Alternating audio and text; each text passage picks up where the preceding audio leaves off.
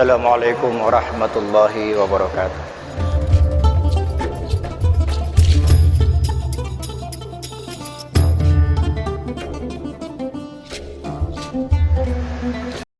Alhamdulillah.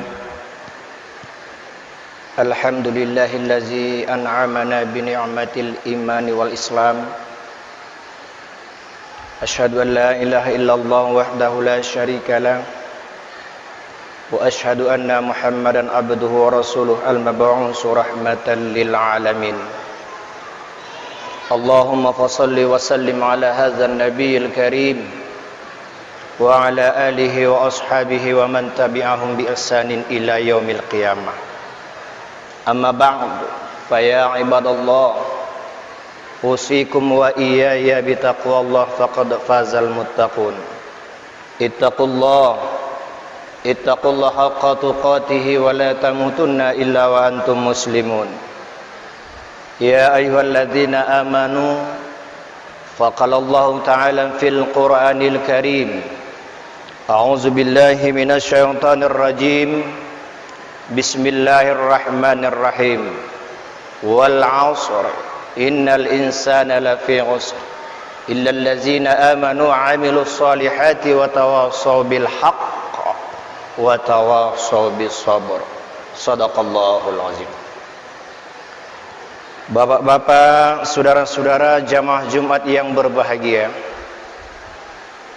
marilah pada kesempatan yang baik ini dengan melaksanakan fardu Jumat berjamaah melalui mimbar Jumat yang mulia ini, khatib berwasiat kepada kita sekalian dan begitu juga kepada diri khatib sendiri untuk tetap menjaga dan meningkatkan karakter iman serta bobot takwa kita kepada Allah Subhanahu wa taala. Semoga dengan iman dan takwa yang kita miliki, yang senantiasa kita hiasi dengan nilai-nilai ibadah di dalam kehidupan kita sehari-hari, hendaknya dapatlah menuntun setiap gerak langkah kita untuk menjadi insan yang muttaqin, yang senantiasa mendapat keridhaan dari Allah Subhanahu wa taala.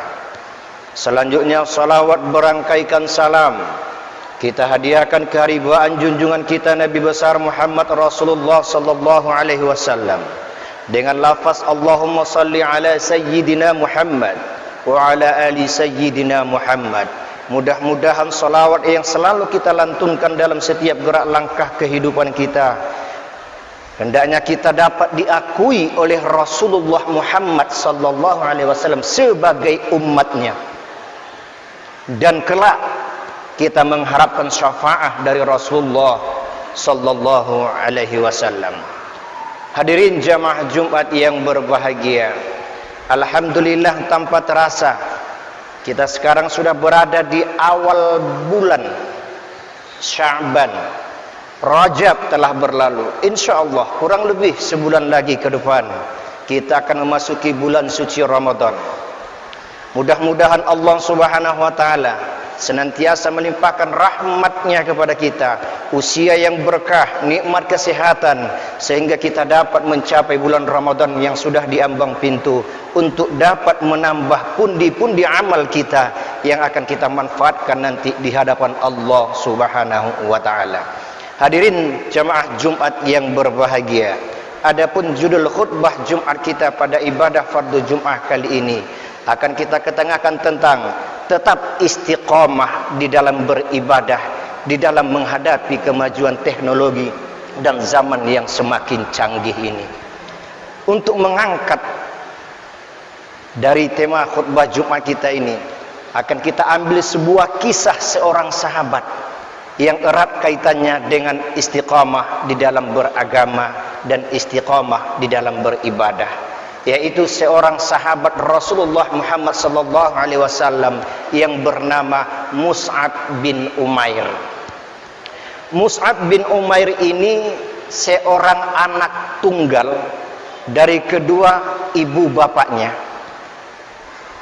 Mus'ab bin Umair ini orang yang bergelimang dengan harta. Orang tuanya, ayahnya merupakan seorang hartawan penguasa di Jazirah Arab ketika masa kenabian. Mus'ab bin Umair ini sayangnya beda dengan kita. Mus'ab bin Umair ini dilahirkan dari rahim seorang wanita, yaitu wanita Yahudi. Inilah dia Mus'ab bin Umair. Tetapi hari berganti hari, beranjak menjadi bulan, terus sampai kepada tahun Mus'ab bin Umair ini mendapat hidayah dari Allah Subhanahu wa taala. Di mana dia mendapat hidayah? Di Darul Arqam. Ketika itu Mus'ab bin Umair ini beranjak pada tingkat yang mumaiz, kurang lebih berusia 12 tahun. Merupakan salah seorang pemuda yang pertama kali dibaiatkan oleh Rasulullah menjadi penganut agama Islam. Ketika Mus'ab bin Umair datang ke Darul Arqam, dia mendengar Rasulullah SAW dan para sahabat. Darul Arqam ini merupakan sebuah gubuk tempat wadah Rasulullah dan para sahabat, umat muslim yang sudah seiman dan seakidah dengan Rasulullah dan para sahabat. Disinilah mereka menyatukan tekad membangun strategi untuk mengembangkan syariah Islam itu. Artinya apa? Wadah sebagai tempat mereka untuk mengembangkan Islam. Maka ketika itu Mus'ab bin Umair yang sudah beranjak pada tingkat yang mumaiz mendengar dan mendatangi Darul Arqam. Dia mendengar Rasulullah membacakan ayat-ayat suci Al-Quran, tetapi dia tidak tahu apa itu yang dibacakan. Maka begitu dia mendengar kalimat-kalimat suci itu, terpanggil hatinya. Lalu dia mengetuk pintu Darul Arqam. Dia masuk. Dia berkata, "Ya Muhammad, bacaan apakah itu?" Maka singkat cerita, Rasulullah berdialog dengan Mus'ab bin Umair yang masih tingkat mumaiz. Ketika itu dia berkata kepada Rasulullah, "Ya Muhammad, saya mendengar bahwa risalah agama yang kau bawa merupakan agama dinul yang sesungguhnya. Saya ingin dibaiatkan untuk ikut agamamu." Ketika itu Mus'ab bin Umair dibaiatkan oleh Rasulullah menjadi seorang pemuda yang masuk. Tetapi Mus'ab bin Umair ini dia diam-diam.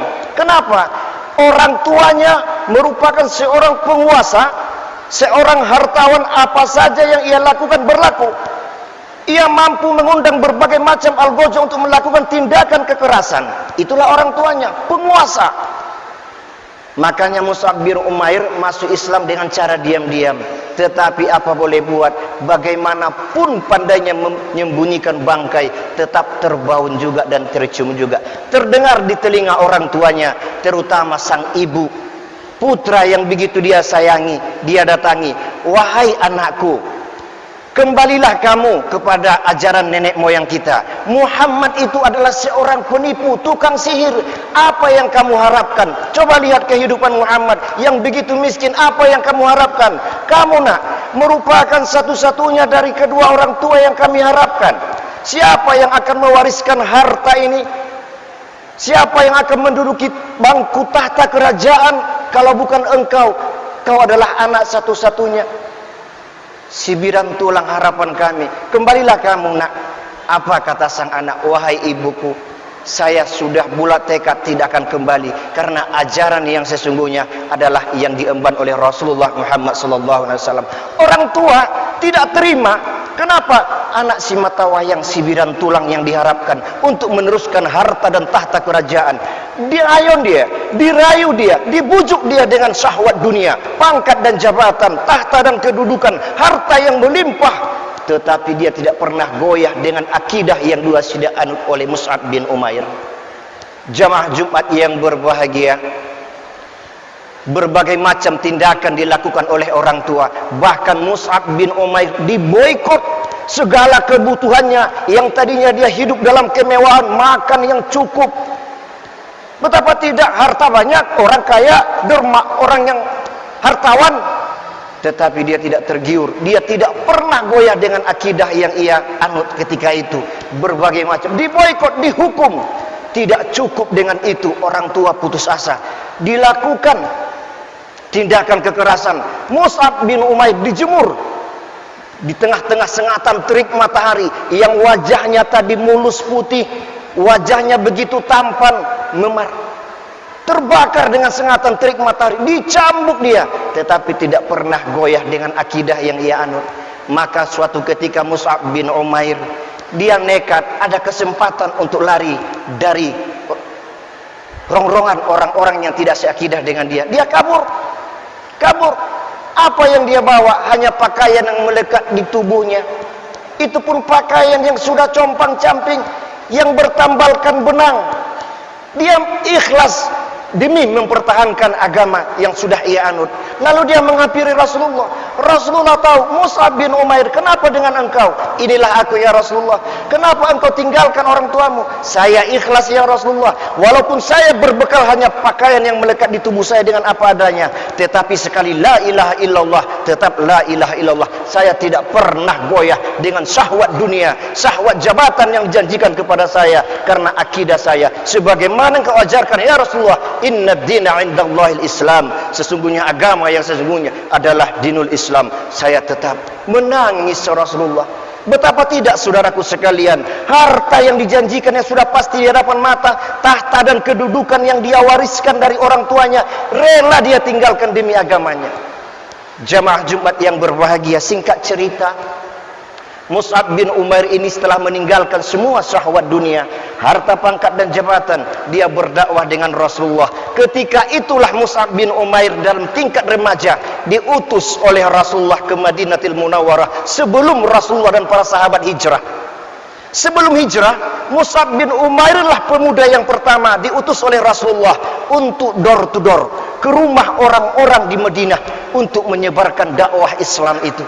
Subhanallah, begitu Islam berkembang dengan pesannya, dengan pelan-pelan sampailah di telinga Rasulullah. Maka ketika itu Rasulullah hijrah dengan para sahabat. Kenapa? Kaum Ansor telah menyambut kedatangan kaum Muhajirin.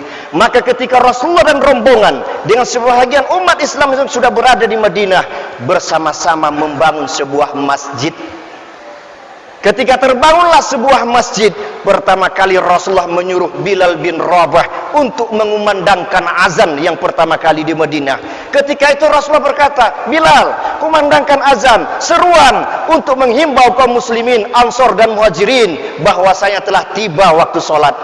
Maka ketika itu Bilal bin Rabah mencari tempat yang tinggi. Kenapa harus tempat yang tinggi? Karena belum ada mikrofon, belum ada alat pengeras suara. Naik dia ke tempat yang lebih tinggi. Tujuannya apa? Semakin tinggi maka semakin luaslah suara azan yang didengar oleh kaum muslimin ketika itu. Subhanallah. Pertama kali, jamaah Jumat yang berbahagia, di dalam pengembangan Islam di Madinah berkecamuklah perang Uhud. Perang Uhud begitu dahsyatnya. Apa yang terjadi jamaah Jumat sekalian? Mus'ab bin Umair ketika itu menjadi duta, memimpin umat Islam dalam perang Uhud.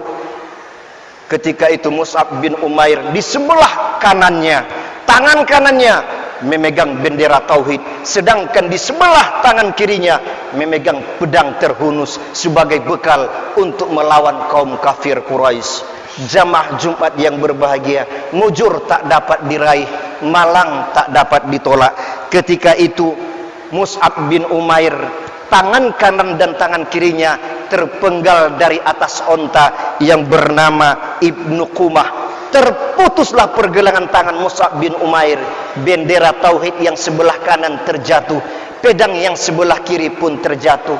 Ketika itu Mus'ab bin Umair bersimbah darah, tersungkur ke bumi. Bangkit dia, Allahu Akbar, Allahu Akbar. Apakah yang diambil Mus'ab bin Umair ketika itu jamaah Jumat sekalian?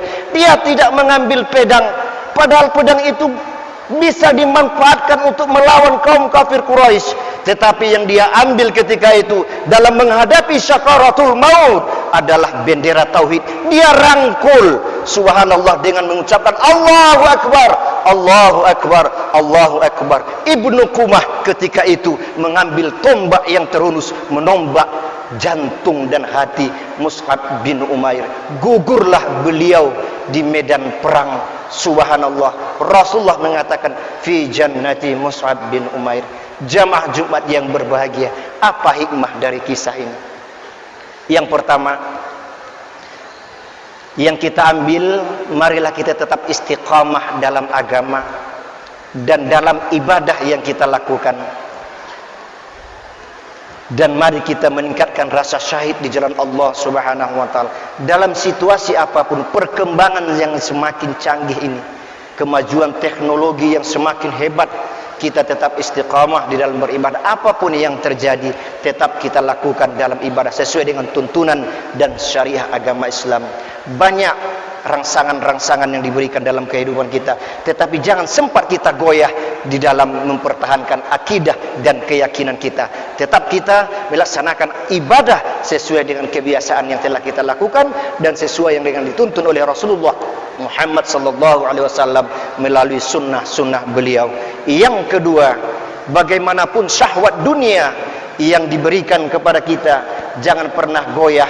Banyak hal-hal yang dilakukan dalam kehidupan kita, mumpung ada kesempatan, jangan pernah terpanggil untuk menggadaikan iman dan akidah kita. Ini yang terpenting dalam situasi zaman yang semakin canggih ini. Kadangkala banyak yang terabaikan dalam kehidupan kita. Iman kita mampu saja kita gadaikan. Kenapa? Kesempatan ada. Ini yang harus kita jaga dalam kehidupan kita, jamaah sekalian. Kita ambil satu kisah. Ada seorang guru dengan muridnya. Guru besar memanggil muridnya, wahai santri-santriku, ini aku bekali kalian masing-masing. Dari 4 orang santri murid dari guru besar itu dibekali, ini ada satu unggas, satu orang satu unggas, satu sebilah pisau.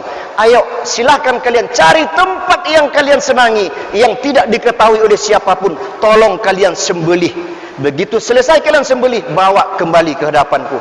Masing-masing ini santri mencari tempat yang tersembunyi. Ada yang di balik gunung, ada yang di hutan, di mana-mana mereka lakukan. Ketiga-tiganya melakukan penyembelihan unggas tersebut. Namun ada satu orang yang tidak melakukan. Mereka bawa semua kembali di hadapan guru. Yang satu menyerahkan, ini guru, bagus. Sampai 3 kali semua unggas itu telah disembelih. Tetapi yang terakhir, gurunya bertanya, wahai anakku, kenapa kamu tidak sembelih? Apakah ada orang yang melihat kamu? Adakah makhluk yang memperhatikan kamu menyembelih itu? Apa katanya? Tidak, guru. Walaupun tidak ada orang yang melihat saya, tetapi dalam Al-Quran telah dijelaskan, innallaha kana alaikum raqiba. Sesungguhnya Allah selalu mengawasi kamu. Manusia tidak melihat, tetapi Allah menyaksikan apa yang saya lakukan. Berbagai macam pun rangsangan yang diberikan kepada saya. Ini kan ada kesempatan. Mumpung kamu punya jabatan dan kedudukan, kan gak ada orang. Ayo ambil kesempatan. Tanamkan iman bahwasanya innallaha kana alaikum raqiba. Allah mengawasi kita. Al-yawma nakhtimu ala afwahihim wa tukallimuna aydihim wa tashhadu arjuluhum bima kanu yaksibun. Ingat, dalam kehidupan akhirat nanti Allah akan menutup mulut kita, akan memberikan kesaksian tangan kita, kaki kita, seluruh organisme tubuh kita akan memberikan kesaksian dan pernyataan di hadapan Allah tentang apa yang telah kita lakukan dan kita perbuat semasa kita hidup di atas dunia ini. Ingat, innallaha kana alaikum raqiba. Yang selanjutnya, mari kita tetap mempertahankan kaidah-kaidah hukum Islam. Kita kesampingkan syahwat dunia, tetap kita pertahankan. Kita butuh hidup, namun Rasulullah selalu mengingatkan kita, i'malu lidunyaka ka'annaka ta'isu abada wa'mal lil akhiratika ka'annaka tamutu ghada. Berbuat kamu untuk duniamu, bekerja kamu untuk duniamu, silakan. Seakan engkau hidup untuk selamanya. Kita butuh makan, silakan berusaha, tapi ingat, wa'mal lil akhiratika ka'annaka tamutu ghada. Berbuat kamu untuk akhiratmu, beramal kamu untuk akhiratmu. Siapa tahu besok, lusa, minggu depan, bulan depan engkau akan kembali kepada Allah, menghembuskan nafas yang terakhir meninggalkan dunia ini.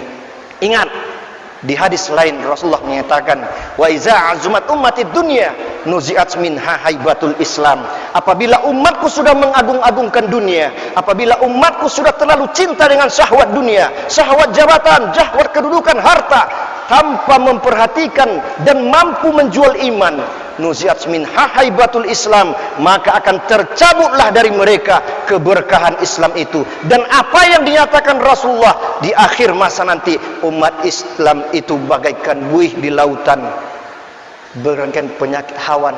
Sahabat bertanya, apa itu wahan ya Rasulullah? Hubbud dunya wa karahiyatil maut. Ini yang harus kita jaga. Paling tidak kita harus mampu untuk memberikan keseimbangan antara dunia dan akhirat. Yang terakhir, mari kita tetap istiqomah di dalam beribadah.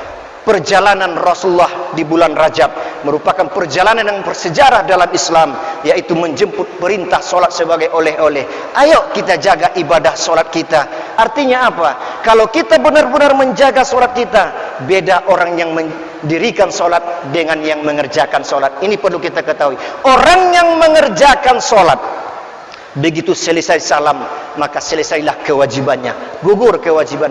Tetapi apa makna dari yang ia kerjakan? Tidak kelihatan di luar sana. Maka jangan heran kalau ada saudara kita, teman kita, kawan kita, kita perhatikan ibadahnya rajin, sholatnya tekun, tetapi di luar sana masih aktif main skater, main chip. Ini orang-orang yang hanya mengerjakan solat. Padahal solat itu kan inna sholata tanha 'anil fahsya'i wal munkar. Sesungguhnya solat itu mencegah perbuatan keji dan mungkar. Tetapi orang-orang yang betul-betul mendirikan solat, inna sholati wa nusuki wa mahyaya lillahi rabbil alamin, terpelihara dirinya dari yang subhat, apalagi yang haram. Mudah-mudahan khutbah Jumat yang singkat ini ada hikmah dan manfaatnya buat kita sekalian untuk dapat kita amalkan di masa-masa yang akan datang, terutama kepada diri khatib sendiri. Amin ya rabbal alamin. Barakallahu li wa lakum fil Qur'anil azim wa nafa'ni wa iyyakum bima fihi minal ayati wa zikril hakim. Wa taqabbala minni wa minkum tilawatahu innahu ghafurur rahim.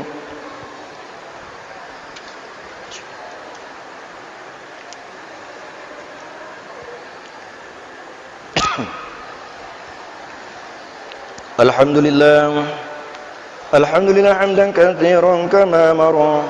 Asyhadu an la ilaha illallah wahdahu la syarika lahu وأشهد أن سيدنا محمدا عبده ورسوله سيد الخلائق والبشر اللهم صل وسلم وبارك على سيدنا ونبينا ومولانا محمد وعلى آله وأصحابه أجمعين أما بعد فيا أيها المسلمون اتقوا الله تعالى من سماع اللغو وفضول الخبر وانتهوا عما نهاكم عنه وما زجر واعلموا أن الله أمركم بأمر بدأ في بنفسه وسنى بملائكة المسبحات بقدسه فقال الله تعالى في القرآن الكريم أعوذ بالله من الشيطان الرجيم بسم الله الرحمن الرحيم إن الله وملائكته يصلون على النبي يا أيها الذين آمنوا صلوا عليه وسلموا تسليما اللهم صل على سيدنا ونبينا ومولانا محمد وعلى آله وأصحابه أجمعين اللهم اغفر لنا وللمؤمنين والمؤمنات والمسلمين والمسلمات الأحياء منهم والأموات إنك سميع قريب مجيب دعوات يا الله ويا قاضي الحاجة ربنا آتنا في الدنيا حسنة وفي الآخرة حسنة وقنا عذاب النار عباد الله إن الله يأمر بالعدل والإحسان وإيتاء ذي القربى والفحشاء والمنكر والبغي يعظكم لعلكم تذكرون فاذكروا الله يذكركم وادعوه يستجب لكم ولذكر الله أكبر قم الصلاة.